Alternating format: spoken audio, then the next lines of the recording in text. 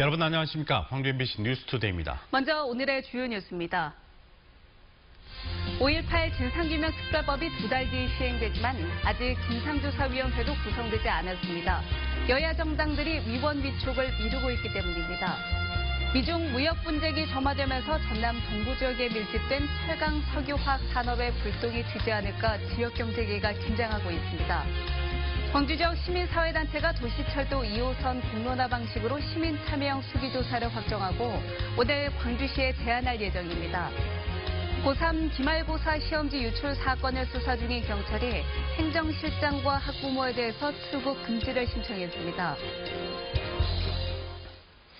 5.18 무력 진압과 시민 학살의 진상을 규명할 특별법이 2달 뒤면 시행됩니다.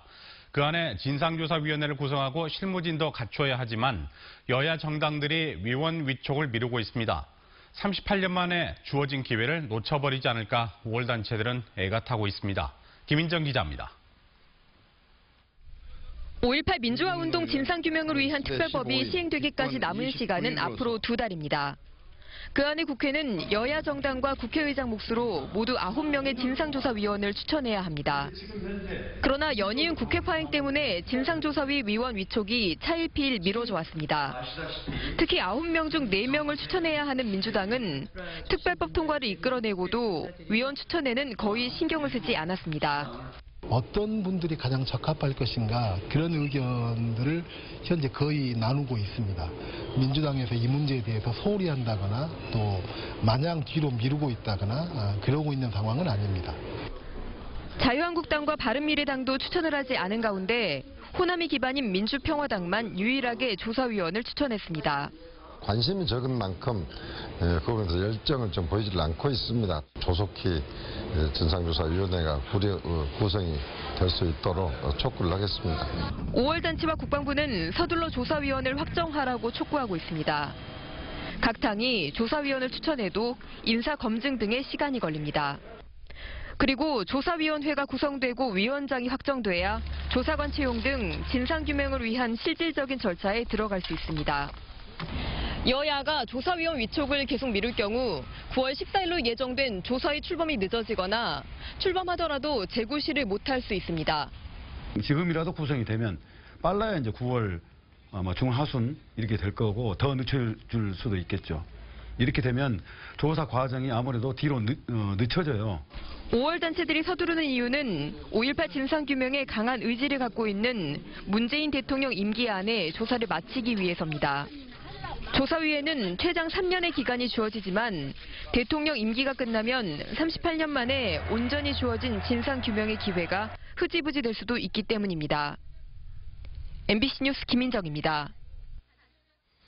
광주 지역 시민사회단체가 시민참여형 수기조사를 도시철도 2호선 공론화 방식으로 최종 확정하고 이 같은 내용을 오늘 오전 광주시청 민원실에 접수합니다. 신고리 5, 6호기 당시 쓰였던 시민참여형 수기조사는 300명의 시민을 선정해 토론과 질의응답 등을 거친 뒤 최종 결론을 도출해내는 방식입니다. 이에 대해 광주시는 이른 시일 내 입장을 내놓겠다는 방침입니다. 한편 민선 7기 초대 문화경제부시장 인선도 이르면 이번 주에 임명될 것으로 보입니다. 주말 동안 많이 더우셨죠. 특히 어제는 광주의 한낮 기온이 36도를 기록했고 그 밖의 지역도 높은 낮 기온을 보이면서 폭염특보가 확대 및 강화됐습니다. 또 열대야가 나타나는 지역도 늘었으니까요. 오늘도 더위에 지치지 않도록 조심하셔야겠습니다. 오늘 광주의 한낮 기온이 36도, 순천은 35도까지 오르면서 오늘도 덥겠습니다. 또 오늘 날이 더운 데다가 습도까지 높아서 불쾌지수와 열지수가 높습니다. 따라서 열사병과 탈진과 같은 온열 질환에 걸리지 않도록 조심하셔야겠는데요. 충분한 휴식과 수분 섭취를 자주 해주시는 게 좋겠습니다. 또 농축산물과 수산물에 고온 피해 없도록 각별히 신경 쓰셔야겠습니다. 날이 더워지면서 신경 써야 할 부분이 참 많으시죠. 기상청에서는 취약계층을 위한 문자 서비스를 시행 중이니까요. 잘 활용하시면 좋겠습니다. 자세한 지역별 날씨입니다. 현재 광주가 24도, 그 밖에 전남 지역도 23도에서 24도 분포를 보이고 있습니다. 낮 기온은 광주가 36도까지 오르겠고 담양과 화순, 나주도 모두 35도까지 오르면서 어제와 비슷하게 덥겠습니다. 무안이 33도, 영암이 34도, 장흥도 34도까지 오르겠고요. 곡성이 35도, 구례는 36도까지 오르면서 덥겠습니다. 날씨였습니다. 미중 무역 분쟁이 점화되면서 미국이나 중국에 수출을 많이 하는 기업들이 긴장하고 있습니다. 당장 눈에 보이는 피해는 없지만 분쟁이 장기화되면 전남 동부 지역에 밀집된 철강 석유화학 산업에도 타격이 우려됩니다. 박민주 기자입니다. 올 초 철강업계는 미국발 관세 부과에 긴장했습니다. 관세 대신 쿼터제로 항고비를 넘겼지만 이달 초 미중 무역 분쟁이 또다시 불거졌습니다. 미국이 중국산 수입품에 25% 관세를 부과하면서 고조된 글로벌 무역 전쟁은 중국의 맞불로 가열되는 양상입니다. 문제는 대중국 수출 의존도가 높은 국내 산업 구조입니다. 철강이나 석유화학 업계는 단기적 피해는 없을 것으로 전망하고 있습니다. 하지만 무역 분쟁이 장기화될 경우 중국 시장의 수요 변동으로 중간재 수출에 타격을 우려하고 있습니다. 요 강대강 대결은 좀 계속될 것으로 전망이 되고 있습니다. 특히 한국이 중국에 수출하는 부분들 중에 중간재 같은 것들이 있으니까 이런 것들이 좀 영향이 있을 거라고 저희가 보고 있고요. 포스코의 전체 수출 물량은 연간 1,600만 톤. 여수산단 석유화학업계의 수출액도 한 해 30조 원에 이릅니다. 때문에 수출 시장 다변화는 더는 늦출 수 없는 지역 산업계의 현안이 되고 있습니다. 더불어 산업 구조의 체질 개선도 필요성이 높아지고 있습니다. 결국은 한국이 미국과 중국이라는 두 개 시장에 너무 의존하지 말고 동남아나 아니면은 러시아 등으로 수출 시장 다변화를 하는 그런 노력이 필요할 것 같습니다. 글로벌 무역 전쟁의 확대 가능성에 지역 산업계도 수출 전선에 고민이 깊어지고 있습니다. MBC 뉴스 박민주입니다. 민주평화당 광주 지역 국회의원들이 오늘 국회에서 자동차 업계 등과 간담회를 열고 광주 자동차 산업의 위기 극복 방안을 논의합니다.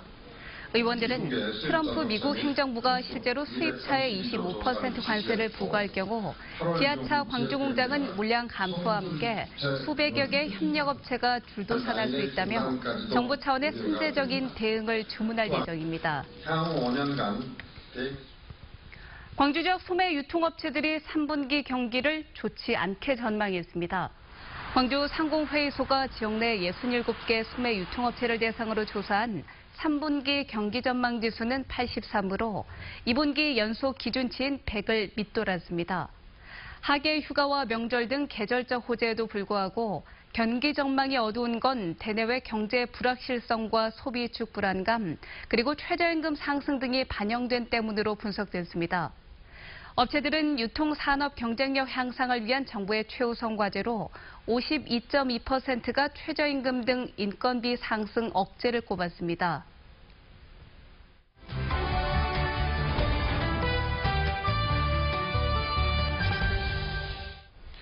광주시 의회가 연일 파행을 빚으면서 민선 7기 광주시정에도 차질이 생기고 있습니다.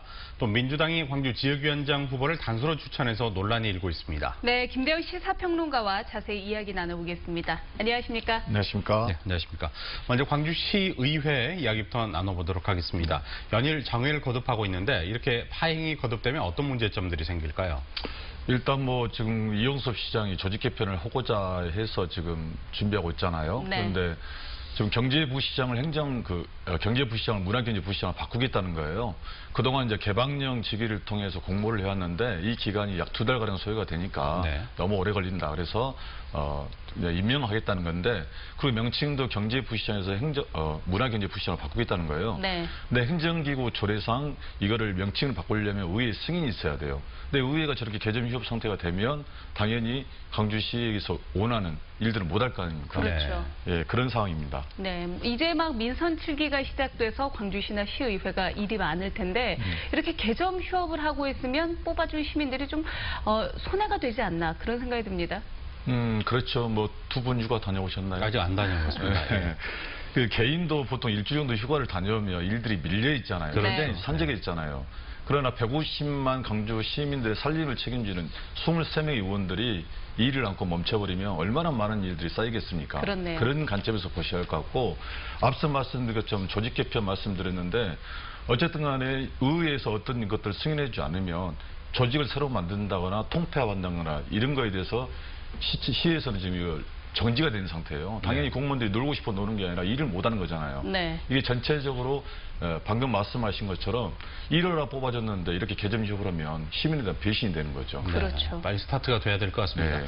자, 이번에는 민주당이 지역위원장 후보 이야기를 나눠보도록 하겠습니다. 이 단수로 추천해서 문제가 되고 있습니다. 네, 그 이야기 해주시죠. 네, 지금 평균 경쟁률이 그 2.4대 1이었어요. 네. 8개 지역에 위원장을 하겠다는 사람들이 분명히 있었는데 이분들에 대해서 그 면접이라든가 아니면 경선 이걸 전혀 하지 않고 단수로 추천을 결정을 했단 말이에요. 네. 또 새로운 인물이 아니라 지난해 지역위원장을 했던 분들이 그대로 했는데 지방선거가 승리하다 보니까 이제 그분들의 공일 수도 있겠죠. 그러나 공천 과정에서 잡음도 있었잖아요. 이번에 시의회 파동도 보면서 잘못된 것도 많잖아요. 그렇죠. 여기에 대한 책임을 아무에게도 묻지 않고 그대로 8명을 공천했다는 거. 두 번째는 민주적 절차를 이행하지 않았다는 거. 이게 좀 논란이 되고 있습니다. 네. 그렇군요. 지역위원장 선출은 당내 문제이잖아요. 네. 단수 추천이 이렇게 비판을 받고 있는 이유는 어떤 게 있을까요? 지금 지방선거 이후에 문재인 대통령도 압승하면서 등골이 싸늘하다고 이야기를 했잖아요. 네. 노무현 전 대통령도 2004년 열린우당이 국회에 가반 의석을 확보하면서 압승을 했잖아요. 네. 그때 무섭다고 이야기를 했어요. 그 말은 뭐냐면 선거 이후에 정당, 집권 여당이 잘해야 한다는 뜻이었거든요. 결과론적으로 보면 열린우당이 망했고 그 이후에 이명박 박근혜 정권에 정권을 내줬잖아요. 문재인 대통령도 그걸 알기 때문에 집권 여당이 좀 잘해줬으면 쓰겠는데 지금 이런 문제를 계속 야기하고 있어요. 네. 그래서 지역위원장 같은 경우는 지금 방금도 말씀드렸다시피 공모를 했고 면접을 하고 경선하면 돼요. 물론 정당의 목적이 정권 창출이기 때문에 정권의 입맛에 맞는 사람을 선출할 수 있지만 이런 민주적인 기본적 시스템을 전혀 무시했다는 것은 당연히 논란이 되는 거죠. 네. 그런데 100만 원씩 받았다 그런 이야기는 무슨 이야기인가요? 심사비인데요. 이것도 예. 좀 안 돌려주고 낼름 먹었어요. 네. 돌려주지 않았나요? 네. 지난번에 지방선거 때도 심사비가 300에서 500이었단 말이에요. 그런데 이거를 면접을 하지 않고 단수 후보를 결정을 했단 말이에요. 그러면 면접비를 돌려주면 되잖아요. 근데 이번에도 마찬가지로 8개 지역위원장이 신청하는 분들이 100만 원씩 냈고 심사를 받는데 면접도 안 하고 경선도 안 할 거면 그 돈 돌려주면 되잖아요. 네. 그런 것들. 문제가 되고 있는 네. 것 같습니다. 자, 더불어민주당이 선거 때 원팀 하나의 팀을 강조를 했는데 최근의 상황을 보면 선거 때와는 구호가 정반대로 흘러가고 있다 이런 생각이 듭니다. 어떻습니까? 저는 이제 선거 때도 사실 이 말이 맞지 않다고 봤어요. 네. 단체장과 의원 관계에서 견제와 감시를 해야 하는데 원팀이다? 말이 안 맞잖아요. 그럼에도 불구하고 원팀이라고 손들고 사진 찍었는데 당선되자마자 자리를 놓고 언제 우리가 원팀이냐듯이 싸우고 있잖아요. 이런 거 보면서 정치에 대한 불신들이 또 나타나고 있지 않냐 이런 생각이 듭니다. 네. 그래서 사실 이제 마지막으로 말씀드린다면 이번 시의회 파동과 관련해서 이제 올해 이번 주부터 새로 이제 개원을 한다는데 시작한다는데 사과 반성문부터 내고 시민들에게 용서를 구해야 할 것 같아요. 네. 그렇게 될지 또 우리가 네. 지켜보도록 하겠습니다. 예, 오늘 말씀 고맙습니다. 감사합니다. 감사합니다.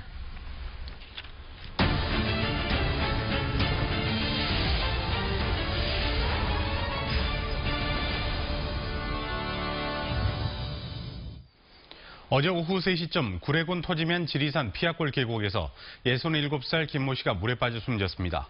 경찰과 소방당국은 가족과 함께 물놀이를 온 김 씨가 깊은 곳에 들어가면서 물에 빠져 숨진 게 아닌가 보고 정확한 경위를 조사하고 있습니다.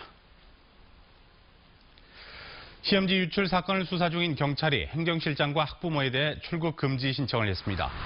광주 서부경찰서는 고3 기말고사 시험지를 유출한 혐의로 불구속 입건된 광주 모 고등학교 행정실장 김모 씨와 시험지 유출을 부탁한 혐의를 받고 있는 학부모에 대한 출국 금지 요청을 지난 13일 법무부에 했다고 밝혔습니다. 휴대전화 분석을 하고 있는 경찰은 기초자료 수집이 완료되면 행정실장과 학부모를 재소환해 대가성 여부를 조사할 방침입니다. 대불 산단 내 외국인 투자 지역에 외국인 투자가 거의 이루어지지 않고 있습니다.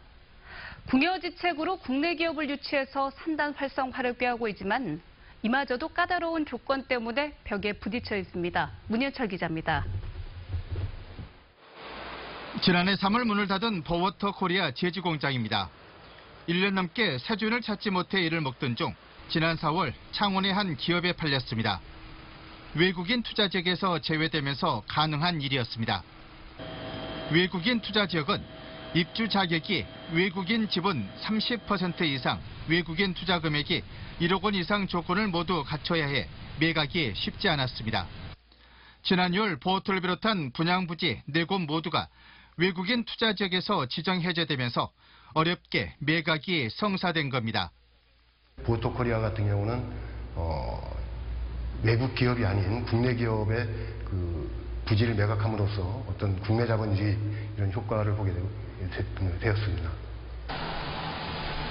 문제는 외국인 투자 지역 대부분을 차지하는 임대부지.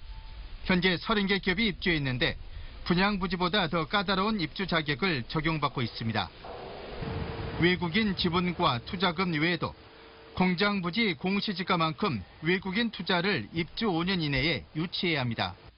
이를 지키지 못하면 기존보다 5배가량 높은 현실 임대료를 적용해 이전 5년치도 소급해 한꺼번에 내야 합니다. 공장부지 땅값만 20억 원 이상, 반환해야 할 임대료도 수억 원에 이릅니다. 그러나 조선업이 장기 불황에 빠진 현실에서 수십억 원의 외국인 투자는 기대할 수 없는 상황. 입주 기업들의 목을 옥죄이고 매매나 인수에도 걸림돌이 되고 있습니다. 땅을 분양을 해주든지 아니면 현실 소급 적용을 하지 말고 임대료를 좀 절감을 해주셔서 운영을 한다든가. 외자를 유치하기 위해 지난 1998년에 지정된 대불산단 외국인 투자지역. 외국인 투자 유치가 당초 기대와는 달리 사실상 끊긴 만큼 입주업체들의 족쇄를 풀 수 있는 대안 마련이 시급한 실정입니다. MBC 뉴스 문현철입니다. 특급 호텔 건립 사업이 민선 7기 들어서도 주목받지 못하고 있습니다. 이용섭 시장이 당선된 이후 꾸려진 광주혁신위원회에서도 특급 호텔 건립 사업은 현안 브리핑에 오르지 못했고 민선 7기 광주시 역시 현재 신세계 측의 지구단위 계획 제출의 필요성을 언급만 할 뿐 적극적인 의지를 보이지 않고 있습니다. 신세계도 중소상인들의 반대와 복합 쇼핑몰에 대한 여권의 부정적인 인식 때문에 사실상 특급 호텔 건립 사업을 접은 게 아니냐는 분석이 나오고 있습니다. 광주시가 전국 광역자치단체 처음으로 주요 정책이다 제도의 시행에 앞서서 인권 침해 요인 의무를 살펴보는 인권 영향평가를 실시합니다. 인권 영향평가는 우선 조례 제정안이나 전부 개정 조례안에 대해 도입될 예정이며 광주시는 현재까지 인권 영향평가를 실시한 조례안 10건 가운데 6건에 대해서 개선을 권고했습니다.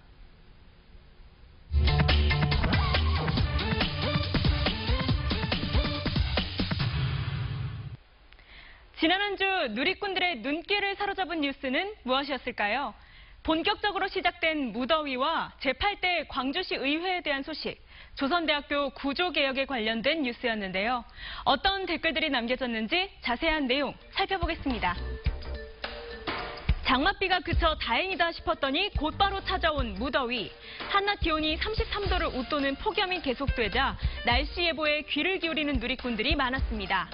어쩐지 더워서 숨 쉴 수가 없더라. 최대한 나가지 말자. 너무 덥다. 푹푹 찌는 날씨에 집 밖은 위험하다며 최대한 실내에 있기를 권장하는 내용이 대부분이었는데요. 더운 날씨에도 힘내자 응원하기도 하고 어떻게든 이 여름 꼭 살아남자 말하기도 했습니다. 제8대 광주시의회가 개원 첫날부터 파행을 빚었다는 소식에도 많은 댓글들이 남겨졌습니다. 초선 의원이 대다수라 신선할 것이라는 기대와 민주당 일당 독주에 대한 우려 속에 개원한 제8대 광주시의회. 하지만 개원 첫날부터 의장 선출을 놓고 파행을 빚으면서 시민들에게 볼썽사나운 모습만 보였는데요. 민주당 독선이 문제. 초선이 대부분인 의회가 제대로 굴러가겠습니까? 이러니 광주가 발전을 안 하지. 우려가 현실이 되자 꾸짖는 내용의 댓글이 많았습니다. 또 부의장과 상임위원장을 누구로 할 것인지 계파별로 안배하는 과정에서 의견 절충이 되지 않아 파행을 빚었다는 사실에 감투 싸움은 이제 그만하고 시민들을 위한 정치를 해달라는 요구도 있었습니다. 조선대학교가 대학 역량진단 2단계 평가를 앞두고 기사회생을 위한 강도 높은 구조개혁을 선언해 누리꾼들의 관심을 모았습니다. 교육부가 전국에 있는 대학의 역량을 진단한 결과 1단계 평가에서 탈락한 조선대학교가 학문과 행정 단위를 구조조정하는 등의 내용을 담은 구조개혁안을 내놨는데요. 2단계 평가를 통과하지 못하면 정부의 재정 지원을 받지 못하거나 인원을 감축해야 하다 보니 더욱 사활을 걸고 제시한 겁니다. 저희 복학하면 학교 사라지는 거 아니에요? 아, 조선대학교 어떡함. 조선대의 위상이 낮아질까 걱정됩니다. 호남의 대표적인 대학교 중 하나다 보니 학생들과 시민들의 걱정이 컸는데요. 이와 함께 편입과 자퇴까지 고려해야 하나 고민하는 경우도 많았습니다. 지금까지 댓글 소셜통이었습니다.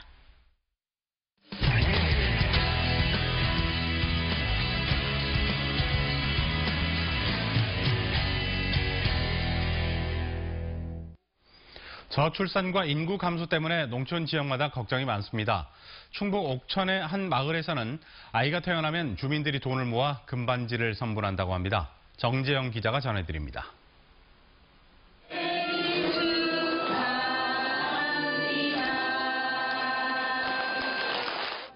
시골 면사무소에서 축하 행사가 한창입니다. 군수회, 도의원, 마을 어르신들까지 수십 명이 참석했습니다. 주인공은 이 마을에서 태어난 신생아 6명. 큼지막한 케이크에 $1 금반지도 선물 받습니다. 새 생명의 탄생과 함께 출산을 축하하는 자리입니다.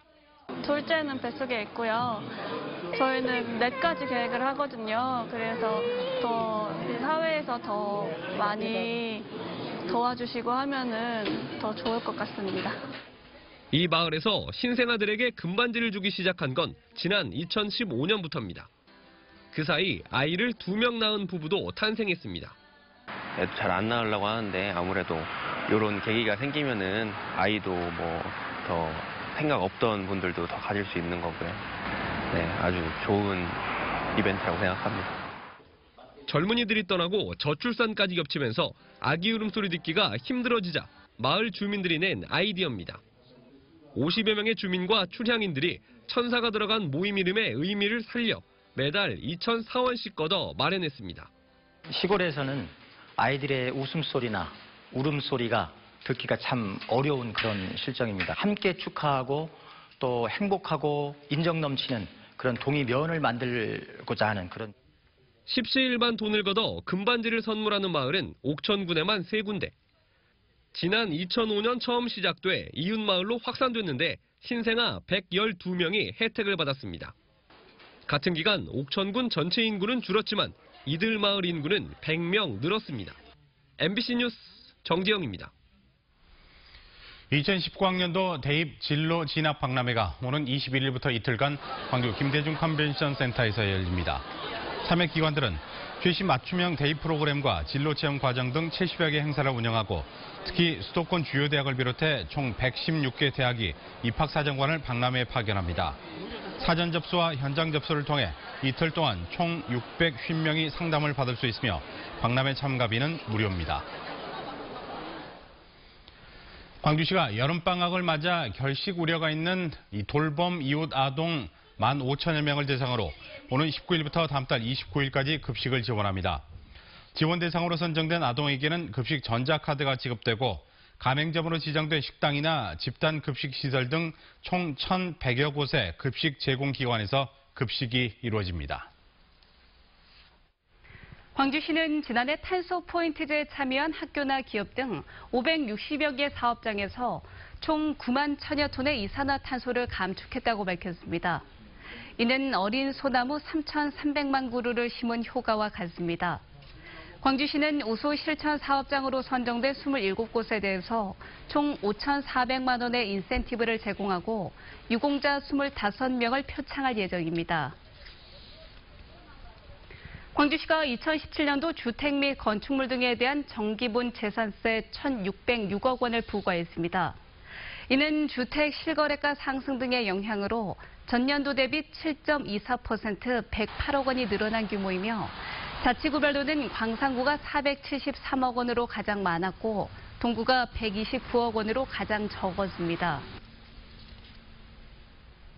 2019 광주 수영대회 조직위가 아시아 수영연맹 창립 40주년을 맞아서 일본 나고야에서 열리는 제1회 아시아 마스터즈 수영선수권대회 참여에 홍보부스를 설치하고 광주대회 개최와 준비 상황 등을 알렸습니다.